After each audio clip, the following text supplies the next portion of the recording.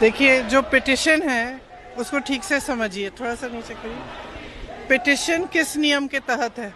जो एफिडेविट मांग रहे हैं उस नियम के तहत 30 दिन के अंदर आप एफिडेविट दो, नहीं तो कुछ नहीं होने वाला। तो एफिडेविट क्यों चाह रहे हैं? तो इतना बड़ा खुलासा किया है, अगर ये सब है, मान लो अगर अनइंटेंशनल गलती है तो आप उसको इन्वेस्टिगेट करिए। आप वोटर लिस्ट दे क्यों नहीं रहे हैं? आप इन्वेस्टिगेट कर क्यों नहीं रहे हैं? उसके बजाय आप कह रहे हैं कि एफिडेविट साइन करके दो। इससे बड़ा ओथ क्या है जो हम सदन में लेते हैं? इससे बड़ा इस देश में कोई भी ओथ है नहीं है। वो ओथ तो लिया हुआ है, पब्लिक में सब कुछ कह रहे हैं, दिखा रहे हैं आपको कि देखिए 40,000 फर्जी वोट हैं, 10,000 पता नहीं जो भी है, उनके आंकड़े मुझे याद नहीं है, बट जो भी 11,000, 1 लाख से ज़्यादा एक असेंबली में, एक विधानसभा के अंदर। आप समझ सकते हैं जो चुनाव लड़ता है वो समझता है इस बात को। विधानसभा का चुनाव और उसमें 1 लाख आपने फर्जी वोट डाल दिए, तो जहां जो जीते आप कहेंगे वही जीतेगा। स्पष्ट है, उससे कम चाहिए होते हैं विधानसभा में। तो 25 सीटें ऐसी तो क्या आप चाहेंगे कि इन्वेस्टिगेशन होनी चाहिए? कैसे आप आगे बढ़ेंगे? देखो, आगे जैसे बढ़ेंगे वो इंडिया गठबंधन के जो नेता हैं सब आपस में चर्चा करके वही तय करेंगे कि आगे कैसे बढ़ना है। लेकिन ये बात स्पष्ट है कि इस पूरे मामले में गड़बड़ है।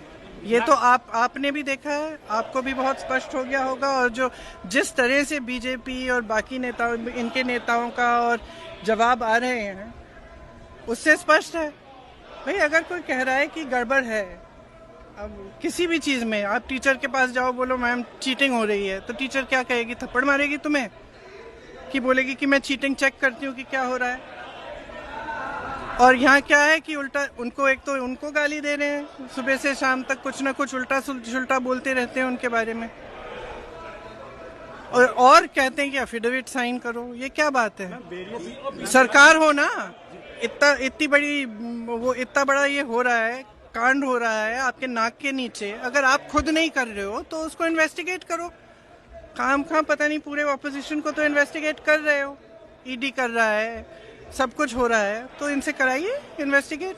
इससे बड़ा कुछ हो सकता है? Various state election have also various state election commissions have come out and they have said that whatever Rahul Gandhi said is wrong. So now how do they know it's wrong? How do they know it's wrong? Have they investigated it? The evidence is in front of them. Have they investigated it? How can they say it is wrong unless they investigate it? There can be no matter bigger than this. This is the democracy of our nation. It's not a joke. And it's not about one party or another party. If they have not investigated it, they cannot say that it is rubbish.